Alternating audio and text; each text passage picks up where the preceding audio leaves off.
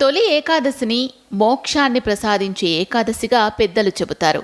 ఆషాఢమాసంలో వచ్చే ఈ ఏకాదశికి ఎంతో ప్రత్యేకత ఉంది. ఈ రోజు శ్రీ మహావిష్ణువు పాలకడలిలో యోగ నిద్రకు ఉపక్రమిస్తాడు కనుక ఈ ఏకాదశిని శయనేకాదశిగా పరిగణిస్తారు. శ్రీహరి యోగ నిద్రకు పూనుకుంటాడు అంటే భగవంతుడు నిద్రపోతాడని కాదు అర్థం. యోగ నిద్రలోనూ మనల్నే కనిపెట్టుకొని ఉంటాడని. నిద్ర అనేది బడలిక తీర్చి ఉత్తేజాన్నిస్తుంది. అదే నిద్ర ఎక్కువైతే బద్ధకాన్ని కలిగిస్తుంది, ఆరోగ్యాన్ని చెడగొడుతుంది. తనను తాను తెలుసుకునే నిద్ర కూడా ఒకటుంది. అదే యోగ నిద్ర. మహాసంకల్పానికి దృఢ చిత్తానికి నిదర్శనమిది. తొలి ఏకాదశి సందర్భంగా మహావిష్ణువు కూడా యోగ నిద్రకు ఉపక్రమిస్తాడని శాస్త్రాలు చెబుతున్నాయి.